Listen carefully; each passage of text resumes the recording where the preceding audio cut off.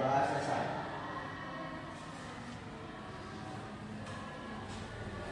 Baik, pada pertemuan sebelumnya kita telah mempelajari yang namanya definisi teks puisi. Sekarang Bapak mau tanya, ada yang tahu apa itu definisi teks puisi? Saya, Pak. Baik, silakan. Puisi adalah bentuk karya sastra yang menggunakan bahasa secara indah dan kreatif untuk mengungkapkan pikiran, perasaan, atau pengalaman seseorang. Bagus sekali, Mbak Dewi. Suatu gambaran bahwa teks puisi adalah suatu teks yang mewakili perasaan kita yang dituangkan dalam suatu tulisan, yang mana tulisan tersebut berupa kata-kata yang indah. Dan untuk mempelajari lebih dalam, kita perlu yang namanya penjelasan materi.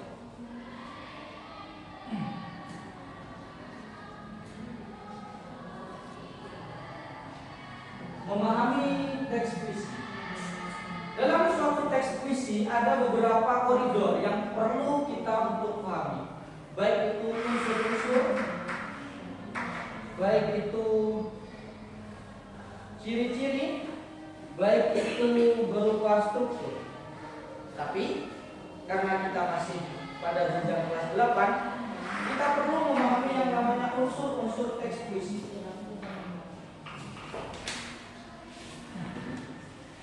Kita beralih kepada pengertian, kita ulas kembali kepada pengertian teks puisi terlebih dahulu.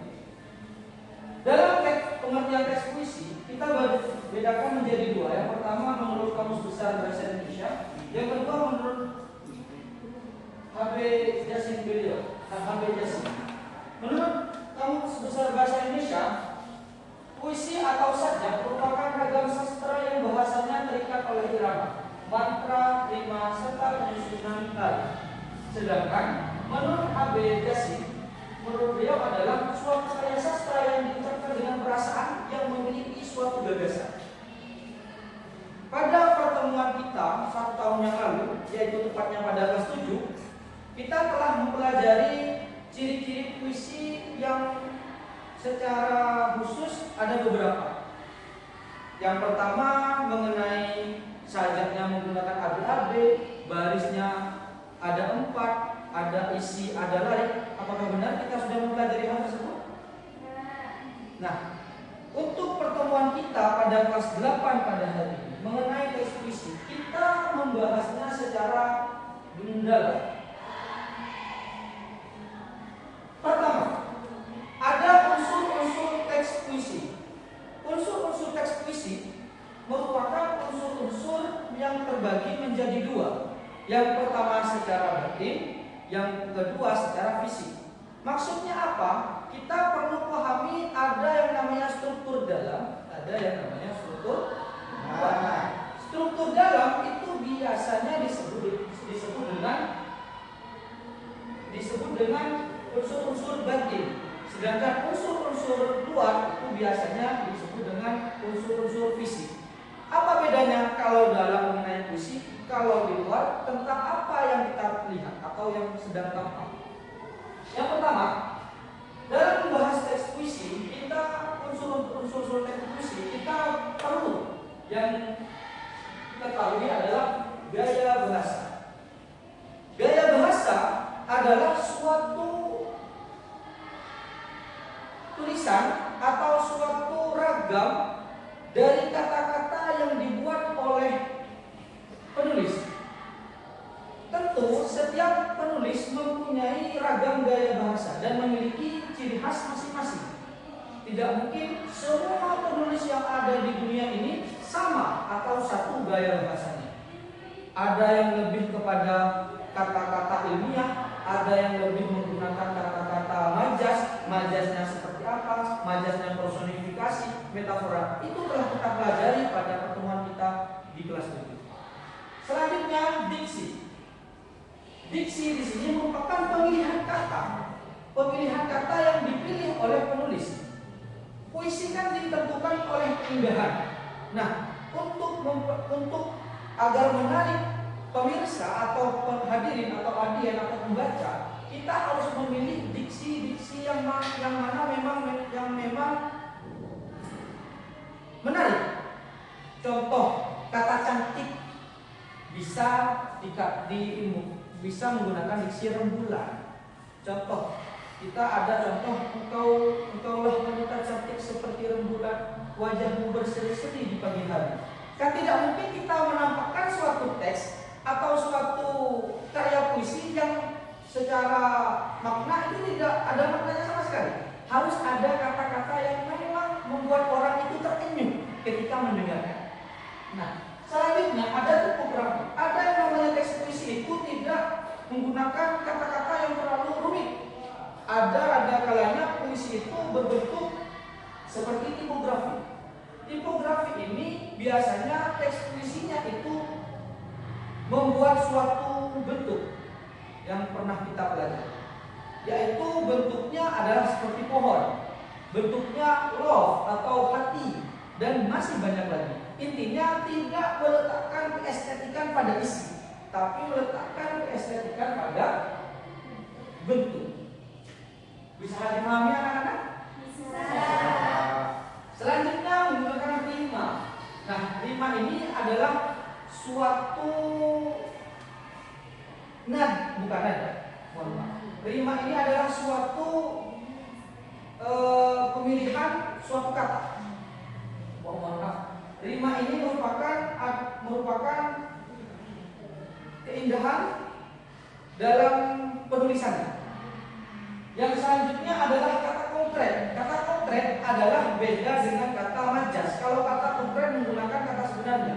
Jadi kamu adalah seseorang yang pandai. Ini kan tidak memiliki makna lain, hanya memiliki makna satu. Selanjutnya ada imaji. Nah, imaji ini biasanya seseorang itu menggunakan imajinasinya. Tidak melulu menggunakan pikiran yang dasar, hanya menggunakan imajinasi yang dia timbulkan. Nah, selanjutnya kita konstruksi puisi.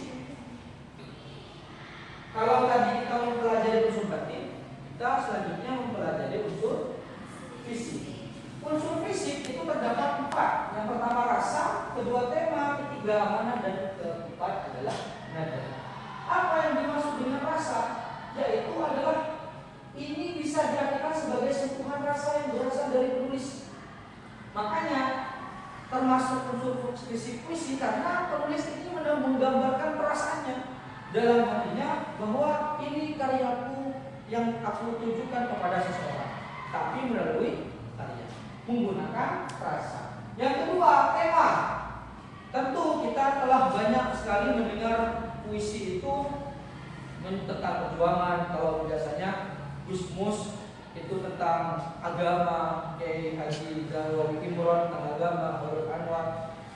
Itu semua memiliki judul. Dan judulnya itu atau puisinya itu memiliki satu tema. Yang ketiga adalah amanat.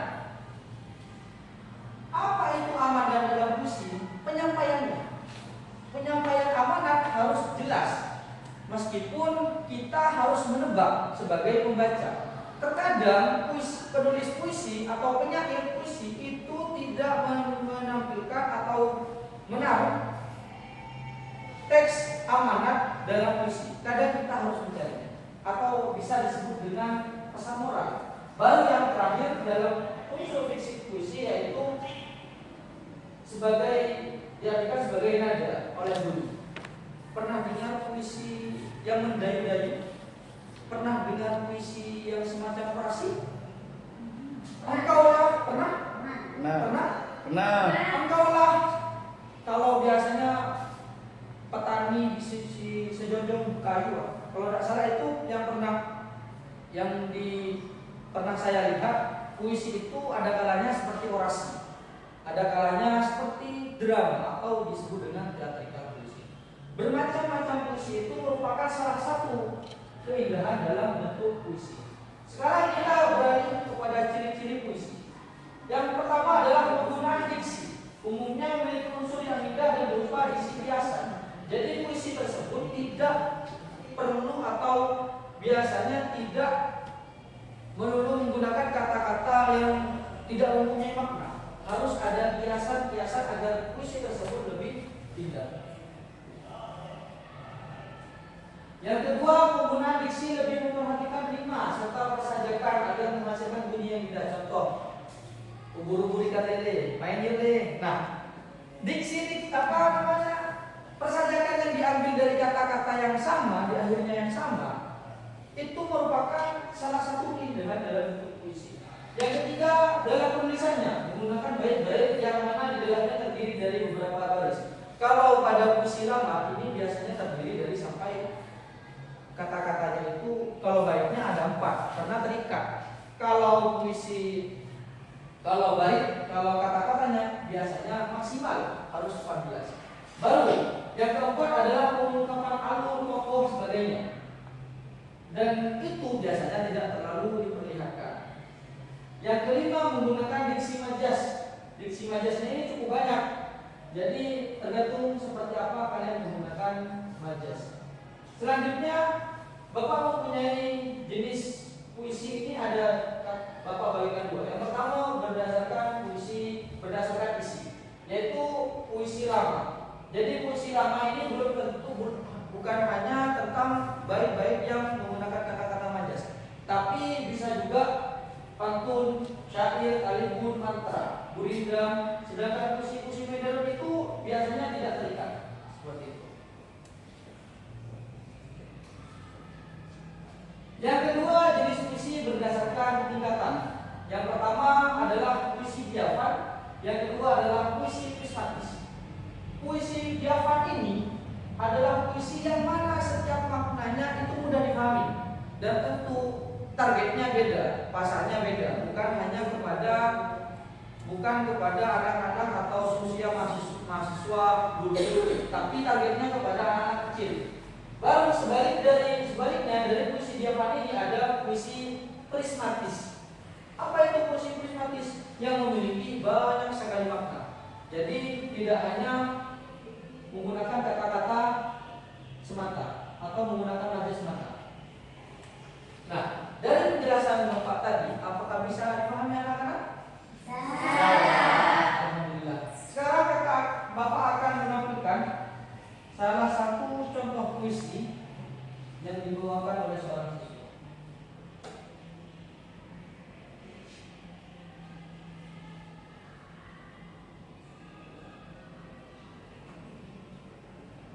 Nah, ini Pak.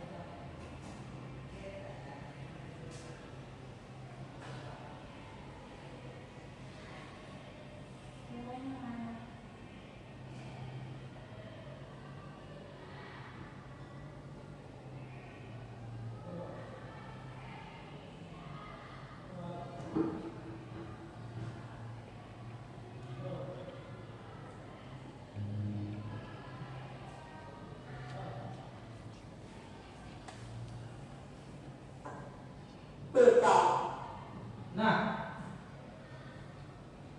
puisi ini merupakan salah satu puisi yang cukup fenomenal. Nah, kalian akan menyimak puisi ini selama 5 menit.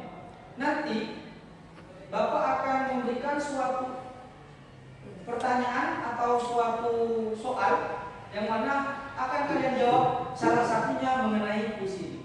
Jadi kalian silakan menyimak dengan baik.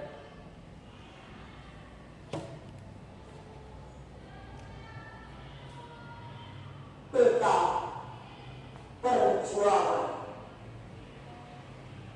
buah karya Bambang Sabun.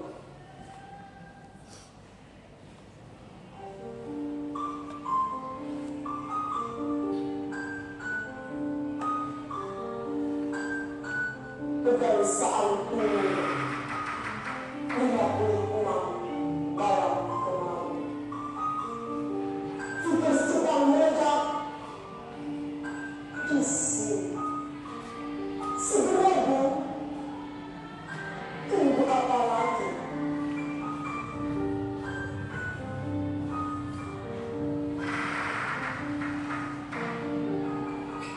Terpegang dengan bidung muka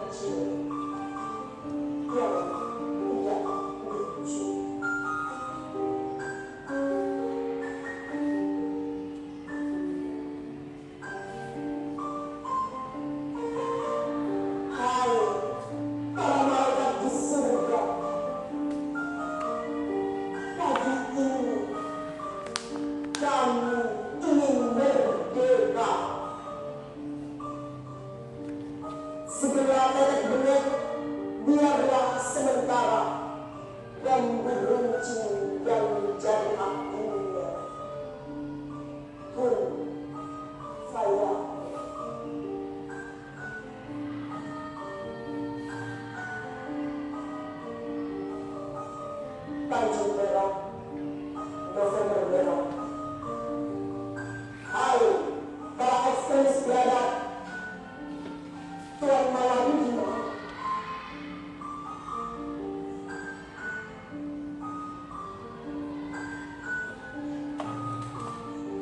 Satu kali 24 sampai tanggal 9 Maret. Tanggalkan sangkur, letakkan senapan. Para pencoleng, datanglah dan tinggi-tinggilah, angkat tangan.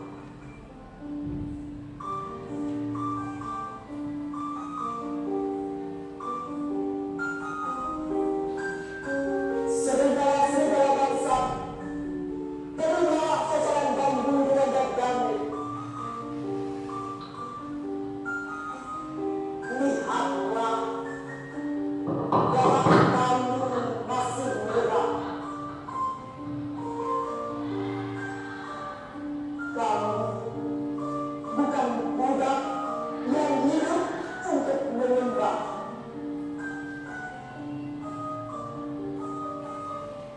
Sambutlah salam kami. Kalau tidak, ayo kita buktikan. Nah,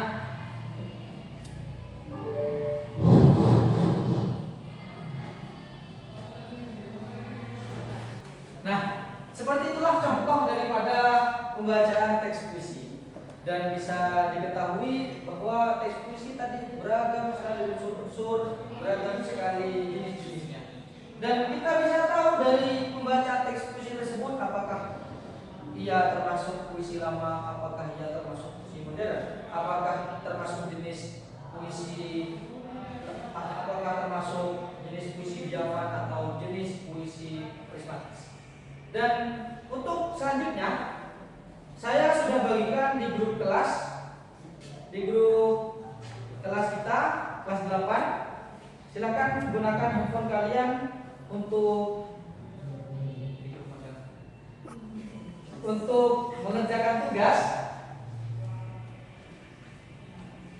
Ada Google Sites di situ. Bapak sudah bagikan. Sudah ada paketannya? Ada. Kalau tidak ada, Bapak belikan. Makasih, tapi uangnya diterima. Ada yang namanya di situ paling bawah latihan. Nah, latihan sudah ketemu? Yang lemot sabar. Nah, sudah ya. Jadi silakan dikerjakan waktu kalian sampai selesai.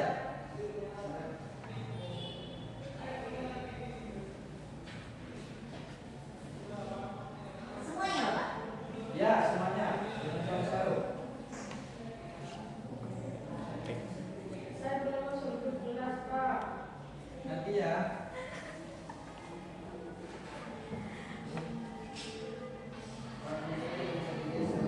Mana, guys? Mungkin HP-nya bermasalah-masalah. Ya Allah, handphone.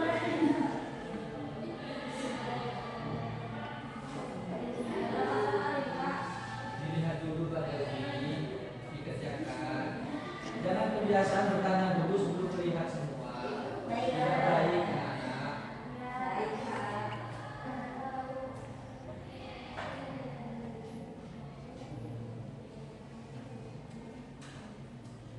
Dilarang membuka web lain, apalagi WA, kalau mantan atau pacar tidak boleh. Kopi, Pak, kopi. Ya, jangan apalagi check out. Itu membuang waktu.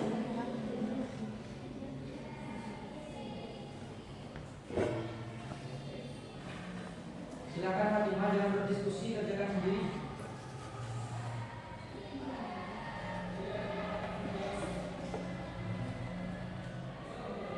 Jawaban kalian akan tertera di sini. Nanti siapa yang paling banyak jawabannya benar? Daripada dia. Ya, iya. Kalau sudah ulang.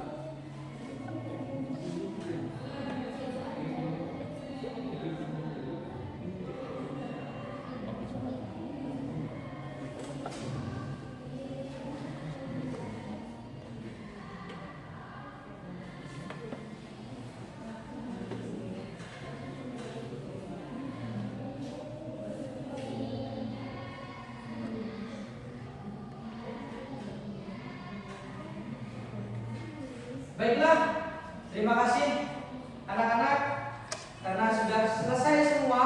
Nanti kalian akan melihat jawabannya ketika pembagian rapor. Dari pertama Bapak menjelaskan, apakah ada yang bisa menyimpulkan? Saya Pak. Oke, silakan. Kami tidak bisa sedetail yang Bapak jelaskan, tapi tidak apa-apa. Ya. Baik. Teman-teman ketahui kesimpulan yang bisa kami ambil dari penjelasan Pak Langga, yakni puisi adalah karya sastra yang mengungkapkan perasaan dan pikiran dengan bahasa yang indah dan penuh makna. Puisi memiliki unsur batin dan unsur fisik. Selain itu, puisi juga memiliki beberapa ciri-ciri, yakni bermakna, memiliki irama, dan menggunakan bahasa kias. Tadi ada juga contohnya 2 contoh puisi, yakni puisi diafan dan puisi prismatis. Itu saja mungkin Bapak yang bisa kami ambil kesimpulan. Bagus sekali, tepuk tangan untuk Bapak.